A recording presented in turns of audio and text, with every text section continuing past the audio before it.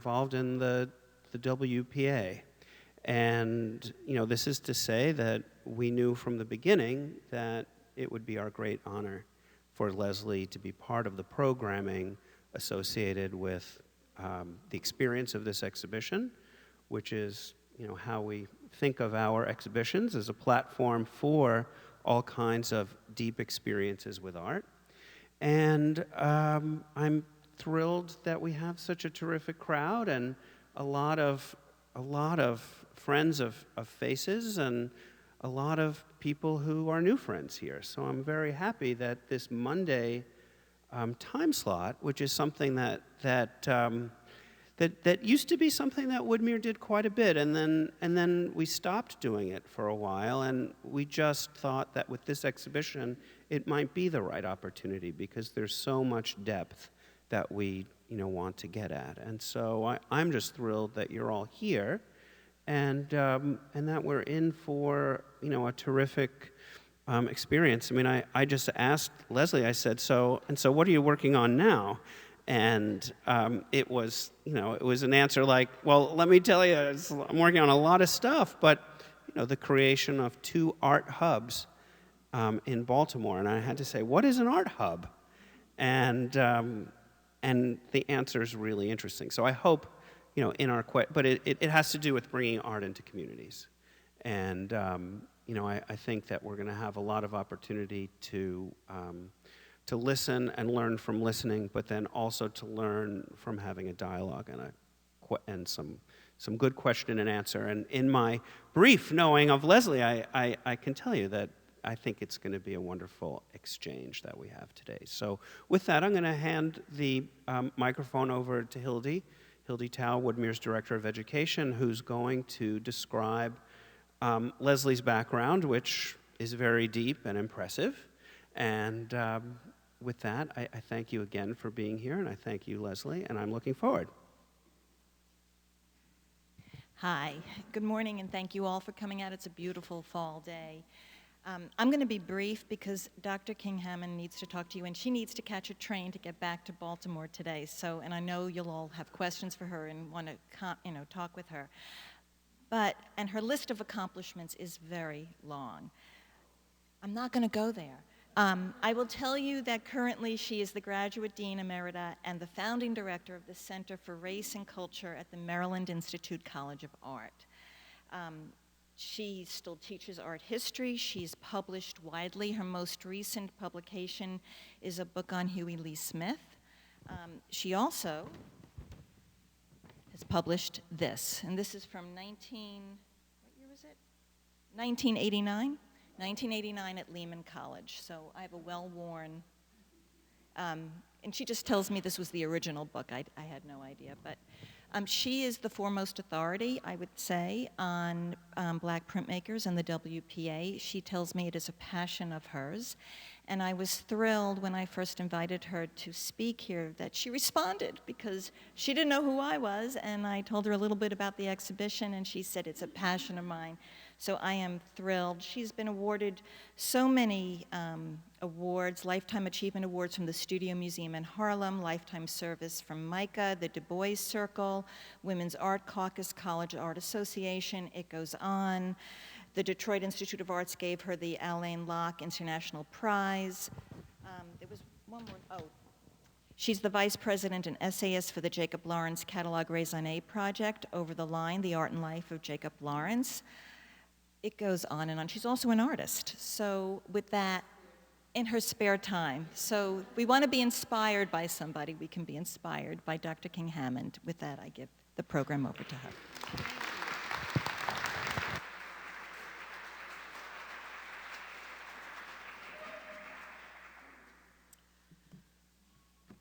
Well, even though I don't know many of you in the audience, I must say this is very familiar territory to me. Walking around this room, so many of these artists I have had such wonderful relationships with, not just researching them, but as living artists, active artists.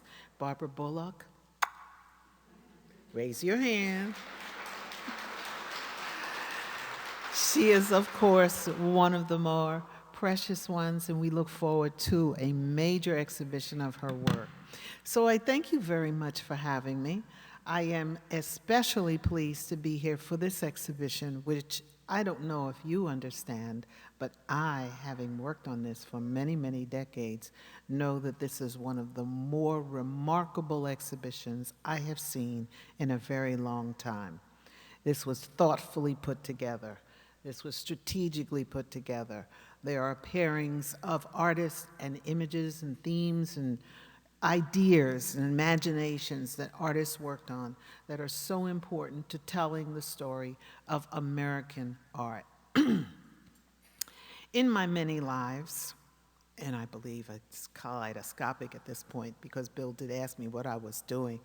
In one of my lives, I am the chair of the board of the Reginald F. Lewis Museum of Maryland, African American History and Culture. Notice how I've learned to say it in one breath. And when I was appointed to that position, one of the things that I began to really understand is that all museums are faced in the United States with this singular challenge: how to tell a real American story. And one of the challenges in an ethnically specific museum is how to tell that story within the context of the American, the largesse of the American vision. What is the character? What is it about? And so very early on, before I got that position of stewardship, because being on a board, that's what it is, you're a steward of the museum, and in Maryland, that museum happens to be a quasi-state museum, so I am appointed by the governor.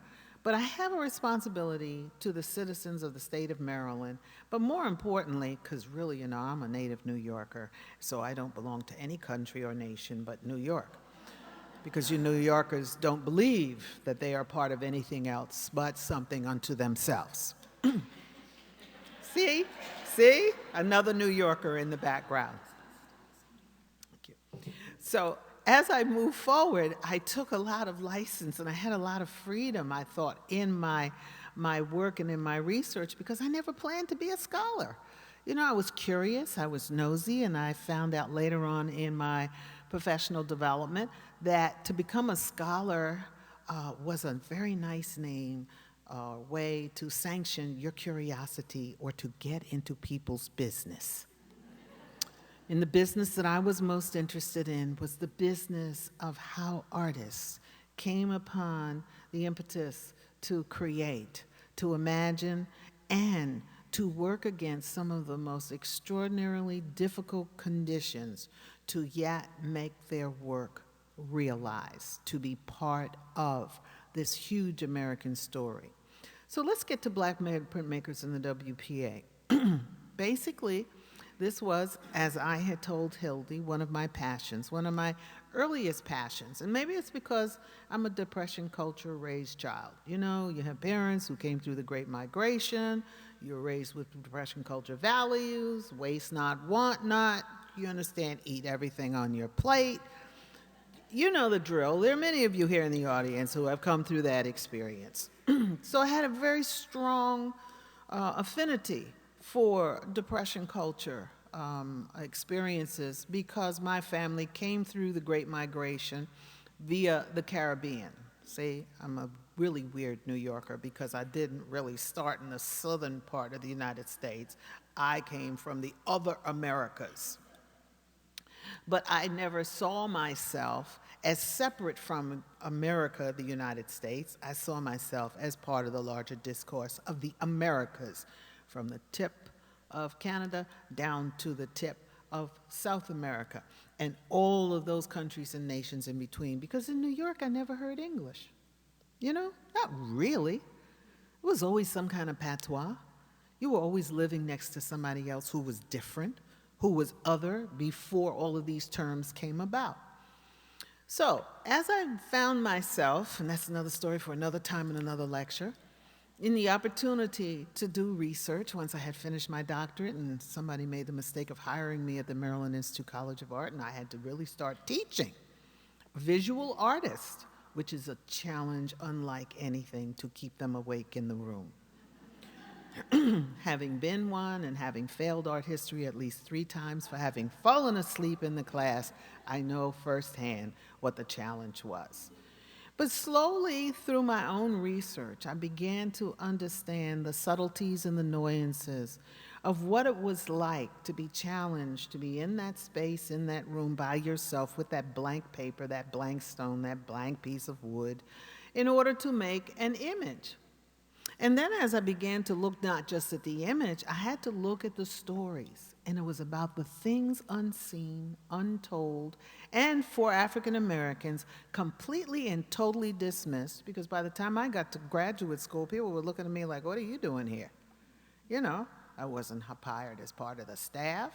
I wasn't part of the cleanup crew. I was actually a graduate student. I was going to be an intellectual. And so I began this pursuit, free, really free, because I was not bound by issues of class. I was certainly motivated by issues of race. I was certainly challenged by issues of gender. And I figured, my pot is really rich and full. So one of the first grants I got was from the Maryland Institute. We had something called the Lucas Fund. And one year they said to the faculty, we'll give you a few $1,000s if you can give us a topic that you want to research. And I said, there's a conference coming at the Smithsonian, and I think I want to investigate what it was about the printmaking era for African Americans, which emerged in the era of 1935 to 1943, in the aftermath of the Great Depression, when everybody was struggling to survive. I remember my father telling me stories as a child, him growing up, watching people who were so desperate, who would go up to the top of buildings and jump off. He witnessed suicides. He said, I witnessed grown men standing on a corner selling apples and pencils. And to me, this was just like, instead of fairy tales, this was a different kind of reality that I was trying to wrap my head around. So I was always interested in the arts, and I was weird in my family. I was the weird one. I guess you figured that out by now. But I was a strange one in my family, and they couldn't understand why I had this proclivity to want to look at art, make art, be around art. But my father was a ship fitter in the Brooklyn Navy Yard. My grandmother was a master seamstress in the garment district. All of my aunts were seamstress. In the islands, in the Caribbean, all the women were taught the finer needle skills. They were needle technicians, all right? The men were taught to be carpenters, master carpenters. And coming up in Depression culture, that means you don't have money. You cannot go out and buy things. But as an African-American family, we couldn't go out and buy things anyway, okay? You could get them from the Sears and Roebuck catalog or Montgomery Ward, but you just couldn't just walk up into a store and just, buy stuff. So we had to be resourceful. I was taught to be inventive. I was taught waste not, want not. All right. What I've done to kind of like update this talk is to contextualize it around a number, and I've done a lot of stuff. Rereading my essay, I was like, oh my God, I'm getting a migraine. Reading your stuff from other eras is like having an out-of-body experience. You go, ooh, I did that, I said that, did I write that? In any event, the summation in these current times was that I also developed other thematic concurrent areas of research. And one of them was an exhibition that I did. I started it about 2008. And it was called Ashe to Amen. Actually, it was called African Americans in Biblical Imagery, because I was very interested always in how spirituality resonated through the works of all artists. Didn't matter. When I was in grad school, I was fascinated with Kandinsky. Kandinsky was the one who actually began to articulate his relationship with spirituality through his work. So I knew I wasn't crazy from my own ethnic perspective, but I knew that there was a fundamental base. I also knew that when you looked at the great Western traditions, that those traditions were steeped in religion and spirituality, whether they were Western or non-Western. So Ashe to Amen became a project that was funded by the Andy Warhol Foundation. And Ashe is a term in the Yoruba context, which means the power to make it happen. Amen, amen, as we say it in prayer, gives finality, again, an affirmation to make it happen, to make it so. You know, like Captain Kirk, Star Trek, make it so, all right? So in this particular instance, I began to look at how artists, in this particular phase, and there'll be about 4 categories where I put them together, begin to look at themselves in context to the traditions to which they found themselves in this new world. You know, as being unwilling, involuntary immigrants dragged to the new world, not being allowed to participate in any of the standards of what we consider to be a full participatory democratic human relationship in the United States. One of the things that could not be taken away from the Africans was their belief in higher supernatural powers, not the objects that they made, which were basically the containers, but the embodiment, the spirit. And since they were forbidden to read and write in the United States and throughout the Americas, one of the greater ironies is that the only book that was available to them was, the Bible. Okay? Why? Because the American Bible Society literally spread the wealth of that document throughout the United States and throughout the Americas, throughout Europe, throughout Africa, in order to create converts. Now, the irony is that African Americans couldn't go to church because they were segregated churches, unless they created their own church. And since they were forbidden to read or write under penalty of losing this finger, or both, or sometimes the whole hand, if they were found to be reading, it didn't matter. They would stand outside of the churches and they would listen to the stories. Now, every now and then you would have benevolent masters or mistresses who would help them to learn.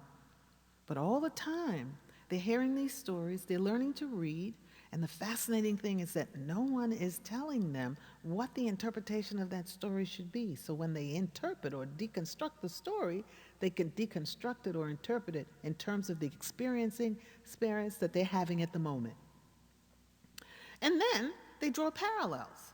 So here we have, in this particular image, a work that is by Charles White, where you see a mother and child. And these are images that are drawn from the migrant experiences that African Americans had in the South, and looking for, and this is like a piece where he is looking for the future. So the mother is sort of looking upward.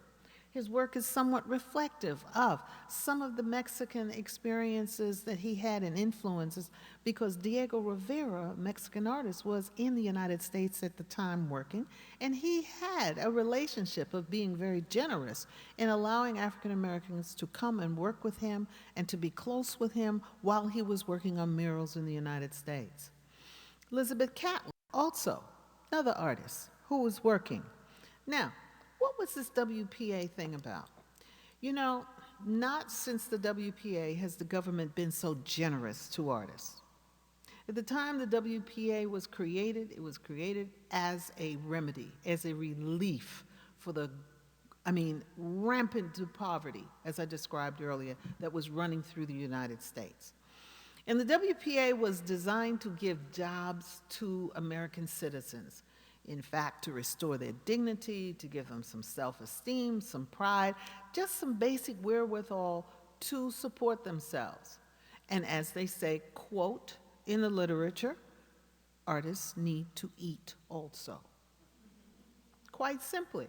It's not that they had any particular love for the artists, but they did recognize that these individuals were listed in the census records, and so when they created the structure, FDR created this structure, he aligned it with what all the job categories were as were cited in the sentence. And lo and behold, there were artists, sculptors, writers, musicians. So there was a position in the WPA for everyone. The graphics projects, the printmaking area, became one of the most exciting because, one, when you make a print, you can make multiples. You also could work within a center, an art center, a community center, which is another arena that the WPA targeted as being important. They also targeted education. They also had workshops or attachments for painting, for sculpture, for public works. And it was in these areas that not only African American artists were able to work, but they also came in contact with white artists. Because at the end of the week, somewhere where they would get paid, they would be on the lines with other artists, and they would begin to have conversations, and they would begin to learn to work with each other.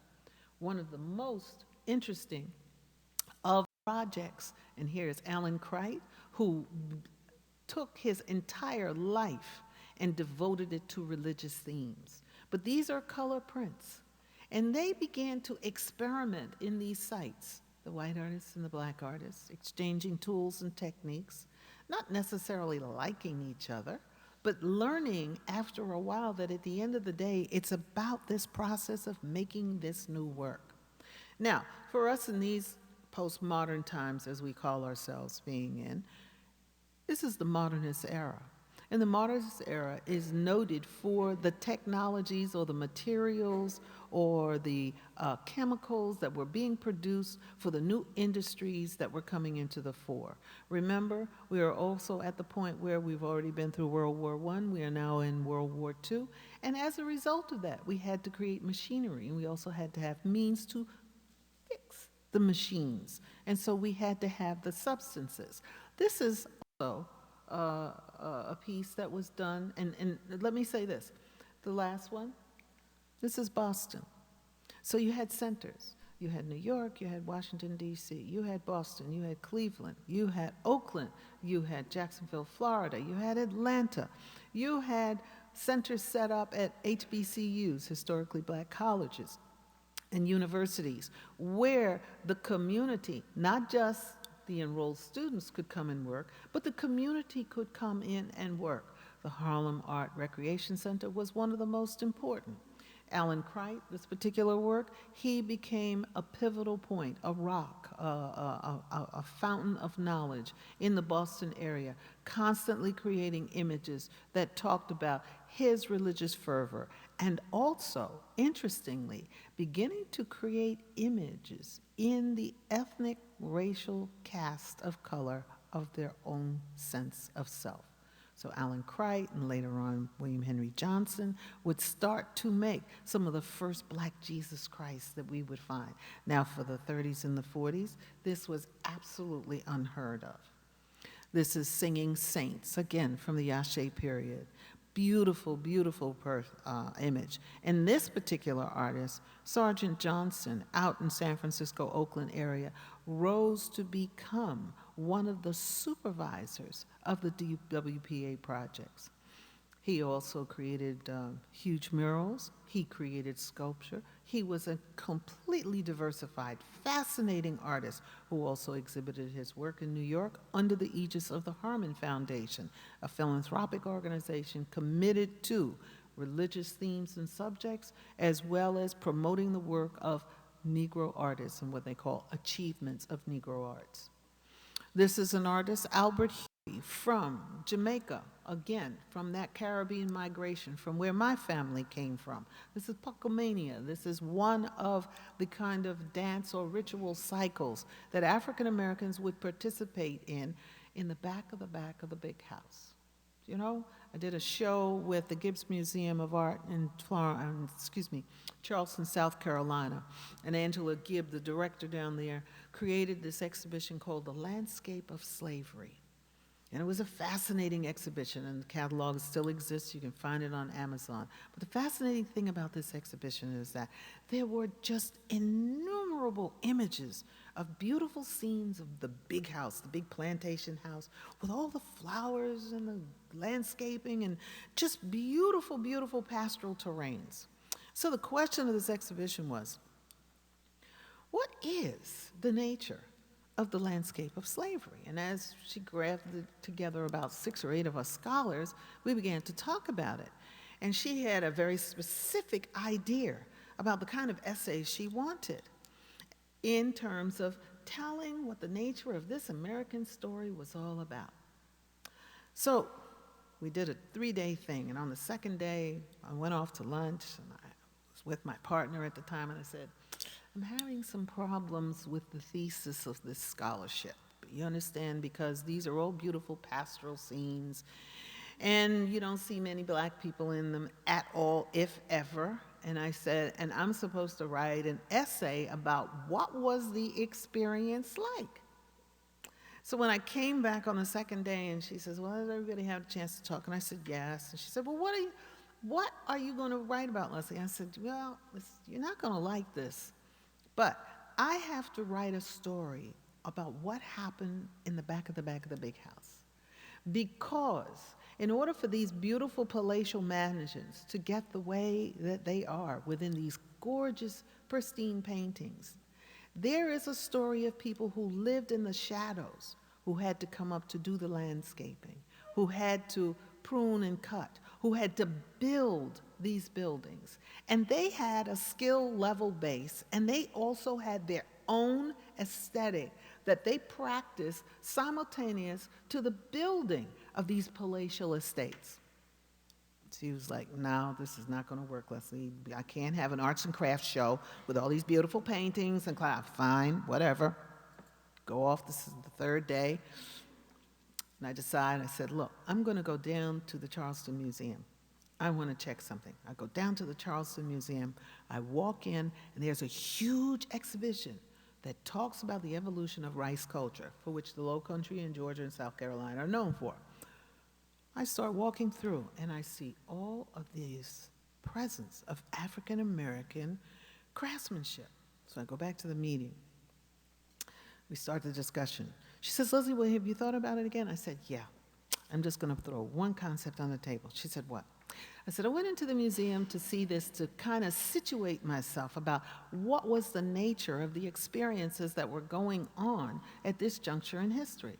And I said, and the first thing I walk into is a huge vitrine with a giant ceramic pot. The pot was big enough to put a 10-year-old child in. All right? I said, I think his name was Dave. At that time, they called him Dave the Potter. All right? Now we know his name was Dave Drake. I said, I think this is one of Dave's pots. And I said, the pot is dated around 1796, and he was writing in clay on the pot. And he was limericks and poems, which talked about his experience. All she did was drop her head. She said, oh my God, how could I? How could I? She said, Leslie, write whatever you want. So that was my jump off point to get into what are the stories in these pictures that are not being shared, that were displaced, negated. So here are religious dances and sequences that occurred in the back of those houses, in the shadows, in the middle of the night. What happened when people's families died and they could not take their loved ones to the grave without fear of grave robbers coming to get those bodies, because nobody thought those bodies were important to the families. And certainly, since they were not dubbed human beings, let's take them off for medical science and experimentation. So families would sit and guard. But while they were there, they would sing and they would dance from remembered situations from their past or create new mechanisms. Then the sacred space came out of the landscape of slavery, because I began to look at the relationship of lands to the African American experience. If in the beginning of our history we could not own land, and we were brought here to create and make things on the land, from building monuments to creating crops, from cotton, rice, tobacco, indigo, what is it about the land?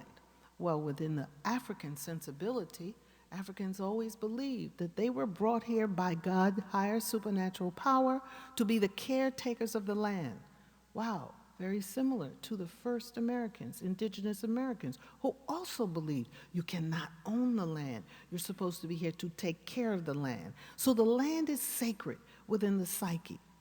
Also, the land is about a space, a spatial relationship where if you don't have the right to vote, if you don't have the right to own a piece of property, how do you assume agency? And the one thing that could not be assumed in terms of co-opting the entire identity of an African American was their sense of spatial relationship to the environment and the land. So, my research began to talk about the space in between, not just the back of the big house, but any space that an African American could walk into and silently, without words, assume an authority and impose upon that space a specialness. So here, as we look at simple structures, house structures, Charles Alston began during the WPA. And here's the other beauty of the WPA. God love the government when they don't know what the hell they're doing, okay? They told these artists, you know, all we want are images of the American scene. Little did they know that this was the period in history where all of these artists, black, white, and otherwise, said, oh, this is fabulous.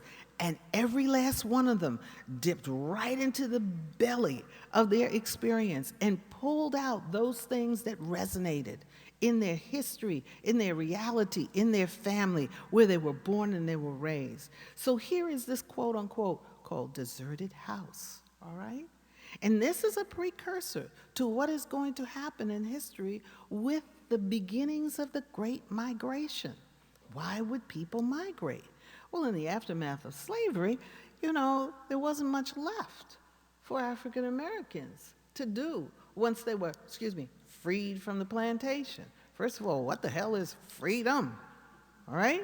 Nobody knows what it was because they never had that experience before. So these were all new learning curves. Politically, all kinds of things were flying to figure out how to, oh my God, now we have these new quote unquote sort of citizens, but then they need jobs, but then they have to be integrated into society. How are we going to do that? But how are we also going to maintain our own position? That is for you white folks, you know, agency, entitlement, all of that. How do we maintain a levity, a sense of control? But at the same time, people can't afford to stay in their homesteads. So even if they own that land, oftentimes eminent domain, or if it was owned by a land baron or owner, they became sharecroppers. And in sharecropping, they became indebted. So these houses would fall to the ravages of the environment, ravages to society, and ravages to the inability to raise enough crops to sustain yourself. So these become lingering memories. Doc's Thrash.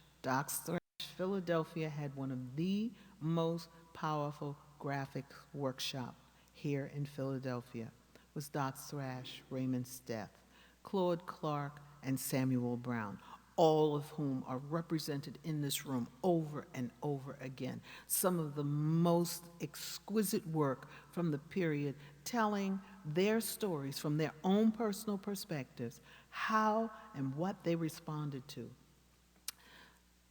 Doc's Thrash in this one is talking about Georgia, memories, Virginia, those areas where he grew up, visited, those areas where his compatriots, his peers had come out of.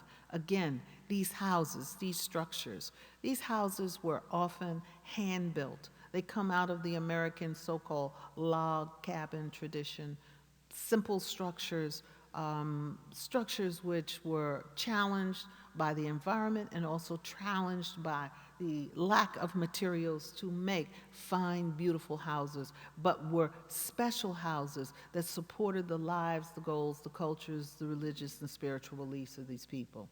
This is Robert Blackburn, who created prints that were so magnificent that eventually he moved to New York City in the aftermath of the WPA and went on to establish the Robert Blackburn printmaking workshop, where he became the master printer for some of the most noted American artists in the scene of the 60s, 70s, 80s, and 90s. He went on to eventually win a MacArthur Genius Award. And here we are looking at men who are fishing, oystering. I know in the area of Maryland where I live, the Chesapeake Bay is replete with stories of African Americans who work the crabbing and the oyster industries. Atlanta, Hale Woodruff, view of Atlanta. This is also woodcuts. Now, they're in terms of materials. Here's where the fun becomes. We always knew about woodcuts because, you know, there was always Albert Dürer, who was the master, woodcut master from ever. But wood became a constant in terms of creating prints or being the base for prints. But then we created something else in modernist America, and that was linoleum. Okay? Linoleum became new. Everybody had to have linoleum. I remember when my father bought a roll of linoleum and rolled it out. It was just like, oh, sexy in the kitchen. You understand? It was like, it was so new. We have a linoleum floor. Do you understand? And then they would make linoleum tiles. But the thing about linoleum that was so wonderful is that it was cheap. Oh my God, it was so cheap. Okay, it was cheap to produce. And artists found that if you could take the linoleum and then glue it to the wood, then you could cut on the linoleum and make wonderful lino prints. And as a child growing up, I used to love making lino prints. So that was one development. This is, of course, a woodcut in the tradition because Hale Woodruff, classically trained, eventually going to NYU and becoming part of the faculty, for years on Atlanta University's faculty and creating one of the major African American collections, began to tell stories, and this one was lyrical. He also got the opportunity to travel abroad. Now, this is the coup de grace for me. For me, this is a piece by Raymond Steff, Philadelphia. When I first did Black Printmakers in the WPA at the Lehman College in New York City, which is part of the New York City university system. I was doing this show, and the individual who was the director of the museum was very concerned about the kind of images that I was bringing. She didn't want anything distasteful, and she didn't want anything challenging, and she wanted nice. Okay, very nice. She took one look at this image, and I don't know how, I think I had a photograph of it, and she looked at it, and she wouldn't say no, but I could see that look on her face. You know, she went into that dead zone. So I said, fine.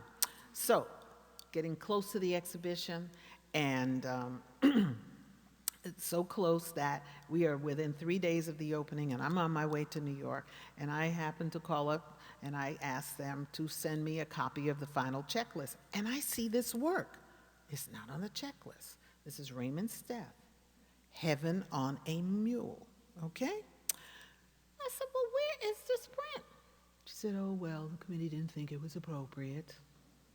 And I said, and why? Well, it's just not an endearing image, and we just don't feel it's right. I said, well, guess what? I'm on my way from Baltimore. It may be raining like hell. But when I get to New York, you better have a space on the wall because I'm going to have that image. You can't get that image. Well, I want you to know I called up here to the Philadelphia Free Library. I told them that this was originally on the checklist, and they said, yeah, we can't understand why it wasn't included. I said, I'm coming with the biggest plastic bag you can imagine. I stopped in Philadelphia. I went to the library. I wrapped it up in a big plastic bag. I got back on the train. I went up. The Lehman College is in Brooklyn, and before you know it, they opened that up and had a cardiac arrest because there was the print. What is this? This is a pun. This is signification. African Americans love to play with the certain truths or realities of American democratic freedoms. In the aftermath of slavery, of course, every slave was promised 40 acres and a mule. So what do we have here? We have a little broke down mule, okay? Who is wearing wings, just like the father who is praying to this invisible apparition like, oh God, please help me. 2 children on the broke down wing, the poor mother on the ground bending, and the one I love in the middle is the little dog who also has broke down wings made out of mosquito netting, all right? So this is an image. We're here on a landfill or a piece of land that is exhausted, which is what many of the farmers found themselves in the South left with. And again, one of the impetuses to move past this area and to go north. Migrations. illustrations were about all of the things also too that made people leave the South. This is Ernest Critchlow, another artist that came from the Caribbean, settled in New York, worked out of the Harlem Art Restoration Center. And this is a scene with the Ku Klux Klan and an unwilling encounter with a woman. This is William Henry Johnson, again, Harlem Art Recreation Center, WPA workshop.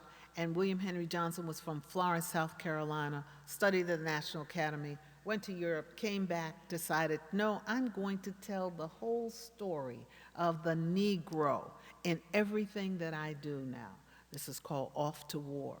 But why is this so strange? You know, black folks did not like this work. These artists, They said, you are a classically trained artist. You had great command to create wonderful, realistic paintings in all of the modernist style. Why would you paint like a child or a primitive? He wasn't primitive. He was just smarter than everybody else at the time, all right? So you see all those verticals? Gee, I wonder where they came from. They came from him observing quilting traditions by women in the South who had remembered fragmented memories of stripped, pieced cloth from Africa and then taking scraps to remake quilts. And so he converted that into his compositions. Also, this hand, see these hands up here? Now, you know, it is so ubiquitous now. What do we see basketball players and football players doing now? Bam! The high five, okay? But this gesture in traditional African art forms is the gesture when it goes up like this to acknowledge higher supreme forces. So even when an NFL, NBA player goes like this, it's like, hot damn, I did that, all right? My hands, the power of this energy, you understand? Sometimes you will see them do like this and then drop down and pray, all right? So these are where these gestures come from, and he incorporated this. Did my dissertation on this, okay? I saw him in the Baltimore Museum of Art in the 1970s, and I see these black figures in 1939. Are you crazy? Who is this man? I need to know him. And here is another one where we talk about the war, all right? The war had an incredible impact on men and women because, remember, women had to go to work while the men were away. So the women became the laborers in industry while the men were away at war. What would happen when you left the farm, when you left the South to go to the North? What kinds of skills would you have to pick up? So these are part of those narratives. John Wilson, Boston, talking about the evolution and the different kinds of things that would impact upon the war. So over here, you see soldiers, European. You see, again, here's this Madonna and child. You see here the black man questioning his relationship. And all around, all of the different entitled communities where these individuals cannot participate. So the ability to be in a workshop, to be undisturbed, to really explore the contradictions, the dichotomies, all of the things that were happening in modernist America was a huge, huge boon to the artists of this period to be able to talk about where they were in the crossfire of these issues, where they were in the crossfire of politics, in their own mind, their own intellect, their own artistic intents. Raymond Steff, you've got this one right up there. See over there in the corner? There you go. Beacons of Defense. Fantastic. Now, what is it about Raymond Steff and Doc's Thrash? Philadelphia Graphics Workshop was responsible single-handedly under the visionary experimentations of Doc's Thrash with the assistance of Raymond Steff, Claude Clark, and Samuel Brown, of developing what was then to become the carborundum print. But because carborundum was a crystal, coarse, gristly kind of material that Thrash learned how to use to resurface the lithostones and then be able to pull prints of enormous variety and intensity. He couldn't call it because it was a commercial code brand name. So he called it an Opheliograph after his wife, or a carbograph. Now, Modernist Realities. Here's another genre of images that fall into what happens. Claude Clark, JavaScribe, love it, all right? There is not an artist in the history of the work I've done or the artists I've known who do not use music in their work. They are always listening to some form of music. But for African American artists, you have to also understand that this is a very important part within the cultural legacy of the development of jazz, of swing, and then soon after that, bebop. And so here's Claude Clark looking at dancers and William Henry Johnson, who liked Toulouse-Lautrec. Understand? Instead of going to the Moulin Rouge, he went to the Savoy Ballroom. And he would sit and watch the dancers. And these are some of the images I first saw when I began to look at this as a subject matter. And I began to say, wait a minute, what? Oh, I'm going too fast. Come on. Go back. Here. I'm going, what is it about this picture? And this is where you get to play fun. It's like, where's Waldo? This is called jitterbugs. And again, go back to the stripes that you see here that he uses to create the ground. You see how he breaks the plane of the walls in two different colors. This is a seriograph. And then you see two dancers, very stylized, and he is signifying or mocking or making fun of Cubism. He's like, I can do a little bit of that too. But here's the thing that knocked me out when I first saw them. Why is the face and the hands this color and the lady's legs that color? All right? What is that about? Now, certainly within the tenets of modernism and abstraction, you certainly have that latitude. But this is what it is, ladies. Growing up in Depression culture in America as a little colored girl, one of the things growing up, I wanted to wear stockings when I was a little girl. My mother said, no, you can't wear stockings because then you have to wear a garter and, you're a woman and all of that other stuff. But I wanted to wear stockings. So one day I came home and my mother said, I told her, I said, look, the school is having a fashion show and, we had home ec in those days. And I made a dress and the teacher said, we have to wear stockings. I said, yes. So my mother said, oh, rats. Because the problem was that they didn't make stockings for us back in the day. All right? See, I know people in the world. So what happened? My grandmother said, come here. And we got the teapot, and we got the tea bags, and she taught me how to dye my stockings.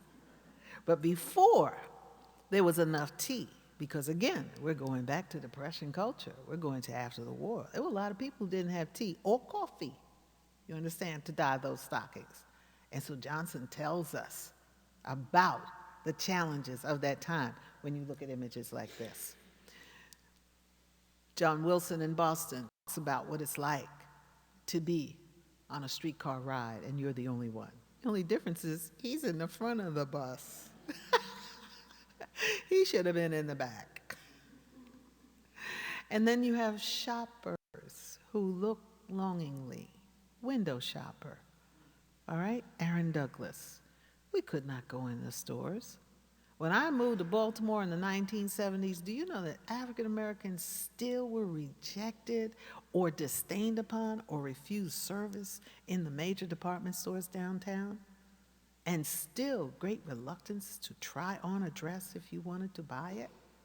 So these are serious issues. These are critical issues in access.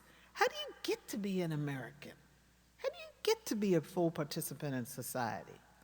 The other phenomenon was African Americans moved from rural areas into urban areas, dense. New York City evolved, Harlem evolved, simply because the developers built up the city so fast that they didn't have enough time to build the subways to come uptown. So all those buildings were languishing. The developers said, what were we going to do? Because these buildings were really built for white people. But time is money. How are we going to pay for the mortgages and the bank loans? Oh, guess what? There are all these blacks who are moving en masse. Do you understand?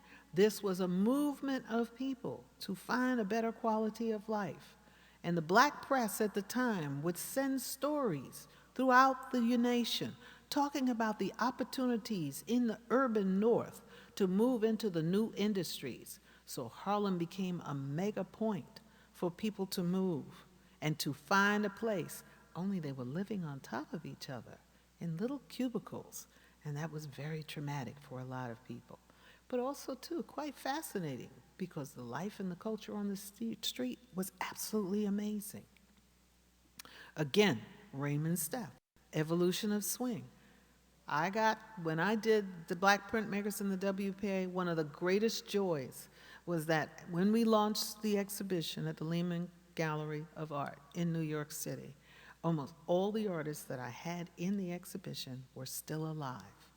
And the joy was to see them walk up to these works of art and say, oh my God, I thought these were lost. I forgot I did this. I thought they had thrown them away. William Henry Johnson on a John Brown raid. The history of the great abolitionists in the story of Americans, freedoms, warriors, cultural activists, soon to be hung. Huey Lee Smith, A Day in an Artist's Life. Gee, here he is, being a teacher. Here are others with a needle and a thread talking about other genres, another artist. And then in the background here, the realities of what it's like to be a black man in America. Gee, shades of Black Lives Matter, all the way back in 1944. And then African American artists began to have other conundrums, even as they dealt with the socio-political and environmental and economic challenges. They then began to ask questions about, what is my relationship to Africa? As you go around this room and you look at all of this work, we see now contemporary artists who are embracing the role, the relationship, the impact that Africa has had on their psyche, their being, and everything that they are about. But at the time, too few artists were comfortable with dealing with this. This is Wilma Jennings. And this is William McBride. And to have one's hair braided, to have one's identity equated with this dark continent, where dark, supposedly ignorant, ugly people who were akin to monkeys, as the pseudo-scientific approaches, was very uncomfortable. Even as late as the 80s and the 90s, when I was working on projects, and African Americans would come to the exhibitions and ask me what it was about, and I would say, our African ancestors, and they would look at me and just as with so much disdain and say, I'm not from Africa. And I went, excuse me? And now today, there's so much research. There's a wonderful National Geographic video that I would show my students on the recent genome and DNA research, which shows that, 99.8% of all human Homo sapiens have evolved from the continent of Africa. This is now, a no-brainer. It's a no-brainer, but it is still a heartache for many individuals to accept. And finally, for these artists, one of the other aesthetic challenges that still dogs them even today is, Hale Woodridge would say, do I have to go modern? In modern men, do I have to give up the figure, the representation of the figure? Do you understand?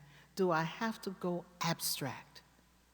Not realizing that from the continent of Africa, they were, of course, quintessentially the ultimate statement in abstracting the form in order to get at the human essence.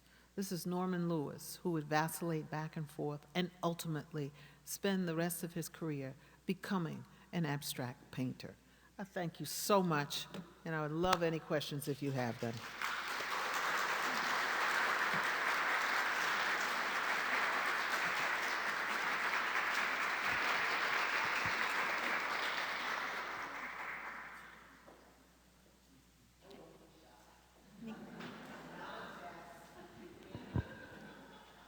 So, so I have about 1,000,000 questions, but I'll start with one. And the first one is a question that we asked many of the people who were involved in the thinking behind this exhibition, and that was why the graphic workshops here in Philadelphia was open to black artists when so many of the other venues of the city were not. Like, what was it specifically that made, that graphic workshop a safe place?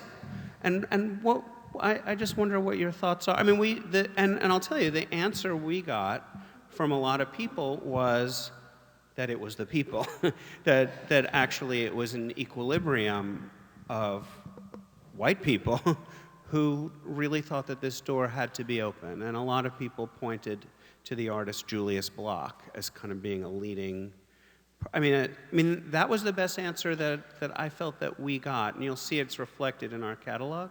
But somehow to me that's never been quite enough, and I wonder what I'd love to hear your thoughts on that. Thank you.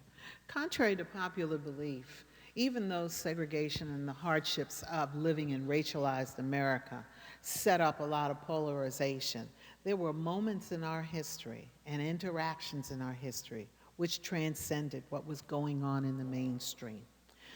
Because I think Philadelphia had a group of such strong, committed artists. Now, when I talk about Thrash, Steph, and Claude Brown, all right, they were on the graphic workshop with 3 other white artists. Samuel Brown was really on the easel, all right, but he would come over and dip and experiment with the graphic design.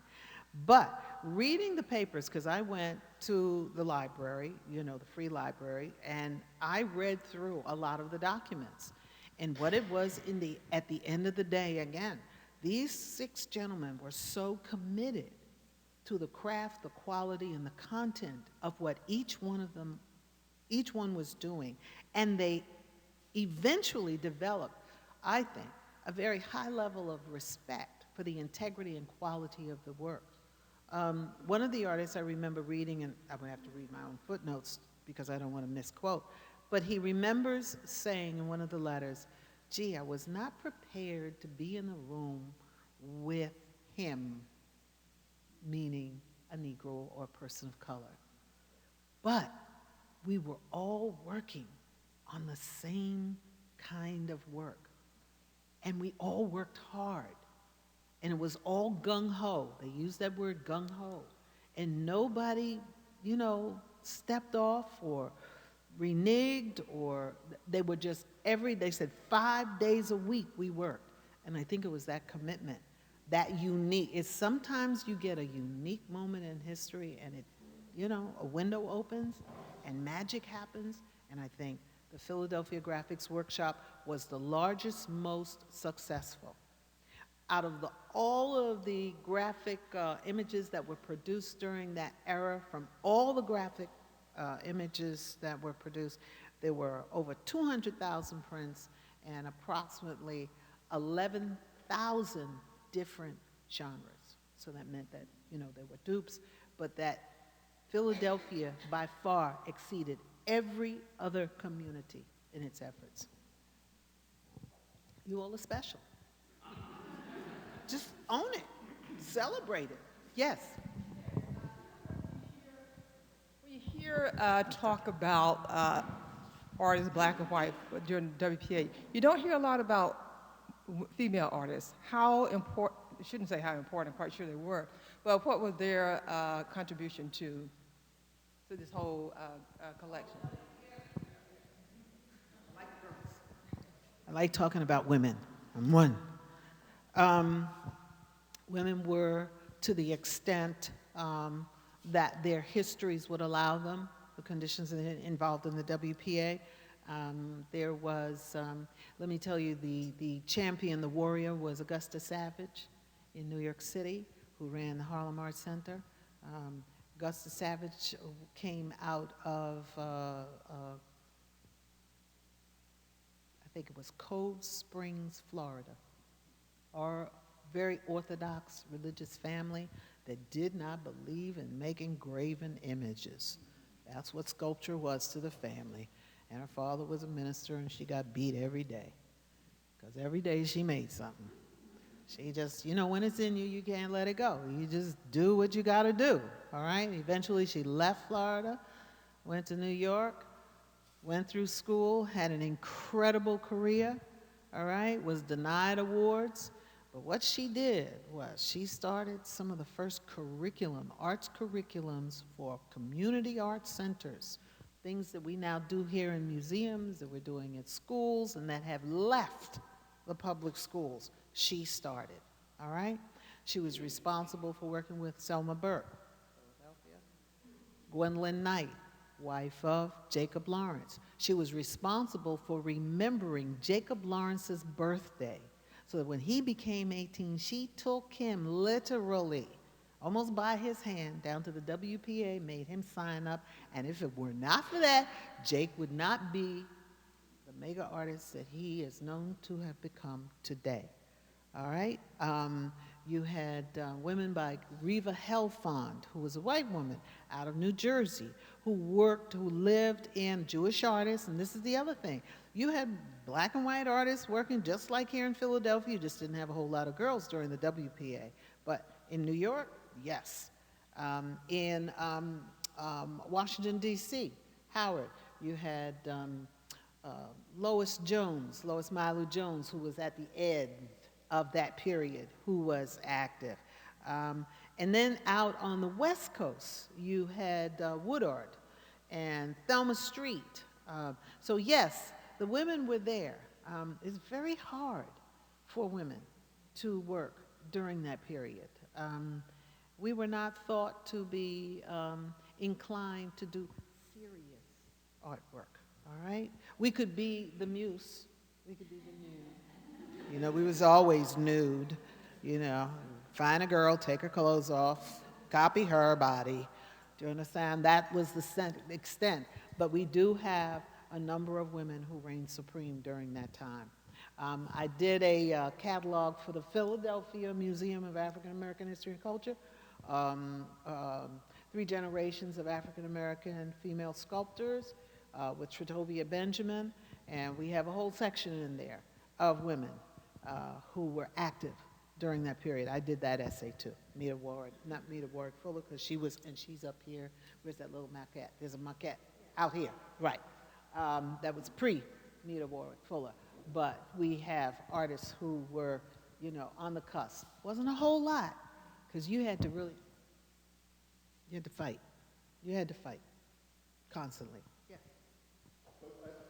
Just a comment and a question. The comment is, I think people like Fuller wearing Henry Bozeman Jones and Alan Freelon are part of the reason that the WPA could happen the way that it did, because there was this cadre of artists of competence that were known in the community to lay the groundwork.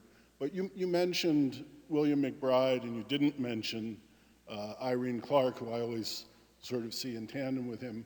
And can you talk about the relationship and the sort of back and forth between artists, particularly of that Chicago group, but focusing on those two a little bit? The talk that I prepared for you was based on a body of work that came from collectors Reba and Dave Stewart in New York. And that collection, this essay, all right, was an essay that they read. And when they were putting together their American collection, of which the African American was only one segment, and they were getting ready to give that collection to the Metropolitan Museum of Art, which they did, they asked me to use my essay in there. I didn't have any access to Irene Clark. You know, I could not, at the time, the works that I had researched and found, I couldn't get to. So I can't really talk about Chicago per se, because I couldn't get up to the Chicago archives. As a young scholar, I didn't have any money. The reason why I know so much about Philadelphia is that it's between New York and Baltimore. And it was real easy to jump on and off the train because at the time, you know, you can book the whole thing, get off, get back on. But the other thing is that you all kept really good records. And here's the thing, even when you didn't keep good records, because I remember calling the Philadelphia Museum of Art, and I said, according to the records, because I had been to Washington, D.C., also on the same junket line, the Amtrak line, I said, I was in D.C., and according to the records in D.C., the government says that you all received a cash. When a cash, that means when they closed down, when they shut down the WPA, and you know how the government is. Okay, that's it. Pack it up. Ship it off, okay? Your site was designated to receive these boxes, and I gave them the numbers. And I got this long, pregnant pause on the phone. They went, let me go check. Evidently, they went and they checked their archives of their files, and they came back and they said, you're right. And I said, well, can I, we don't know where they are. So as a result of a lot of my research, oftentimes, you understand, I would call places who, according to government records, they were the recipients or they were the designated site to be the repository for this work. And they would say either yay or nay, I can't find it. And they told me at this particular juncture, give us a little bit. And they did call me back a month later and they said, thank you so much. Oh my God. We just completely, you know, with the running of the museum, and it came in so fast and somebody put it in the back of the basement of that big house, and they completely forgot it. They completely forgot it. And the way I cross-referenced it when they finally got into it, is that I went over to the library, which had already cataloged all of its stuff. So I could see, and that's what I have to do in Chicago. All right? Now, I had done it in New York at the Schomburg. So I had really good records from New York. I had good records from Philly. I had good records from D.C. I had good records from Atlanta. Again, you know, that East Coast corridor. It was real easy to track along that. Cleveland, because, see, I ended up doing Huey Lee Smith's and Caramoo House. Caramoo had, oh my God, all kinds of things. So Cleveland was the second. No, I would say it was Philadelphia had the most active graphics workshop. New York had the most active overall workshop. And then Caramoo House, which was a multidisciplinary area where they had theater and everything else, because the WPA also took care of actors and actresses, poets and writers, photographers, all right? Cleveland came next. Any other questions? Yes. Just to follow up on that, I'm wondering, to whom did the works belong? When a man produced a beautiful work like this, was it his work to sell? Did it belong to the government because they were subsidizing? And then how were they saved? Okay, now the works theoretically, when they produce them, and I have seen them in the collections of dealers and auction houses, they had a little stamp on them that said Federal Art Project, all right? So they were sold. The government kept copies, and that's why we have these numbers of the whole volume, and then we have specific categories so that they could sell the individual works. But at the time, they didn't sell a whole lot because prints were not, they weren't painting and they weren't sculpture and they didn't have that kind of sense of value. And that's why when the artists came to the exhibition, they were so shocked because, oh my God, they had forgotten that they did it. Then they forgot that, oh my God, somebody would have preserved it. And it was like looking at a lost child. You know, they stood there with each other and they were like, oh, look, remember? You know, and they were just going through their nostalgic thing. So yes, they will, if you're lucky, they're floating around somewhere, or they could be in somebody's collection. And this is the other thing, they don't know what they have. They really don't know what they have. They don't know the value of what they have. They are this genre of works by all American artists during this period of history are increasing in value all the time. As we get further away from that period, and as we begin to do better scholarship and embrace more of the complexity and the largesse and the interface that happen throughout our history with different groups of people and the interactions of artists, these works are increasing in value. The other thing is that when I started this work, and I was telling Barbara Bullock this, is that nobody wanted to talk to the artists. Nobody, no. The historians and the critics, the poets and the writers, they like to take agency.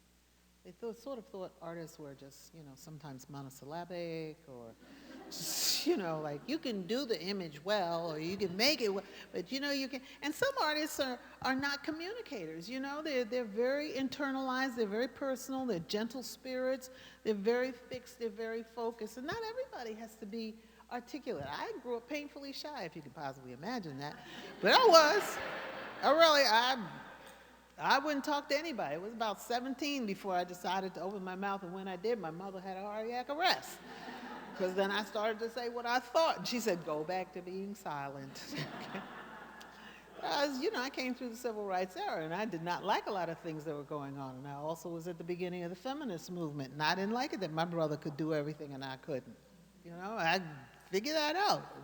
Somebody tell me something. So, when I finally woke up, but as I started to do my scholarship, which was sort of unorthodox, is that I always privileged the voice of the artist. I see myself as a communicator. I'm a vehicle, I'm a channeler, I'm a medium. You understand? I'm only here to help interpret this, and that's what I love to do. I love to do interpretation. I love to do gallery talks. I love being in the room where we can see this work. You understand? Because it is alive. It's organic. Every time you look at it, it's giving you new messages, new meanings. So that's my approach.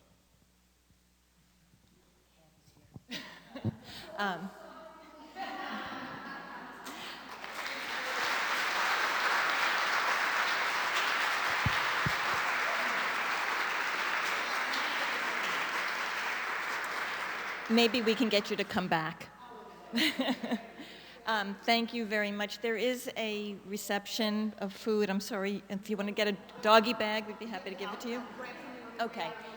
But she's catching a train to get back to Baltimore. Thank you.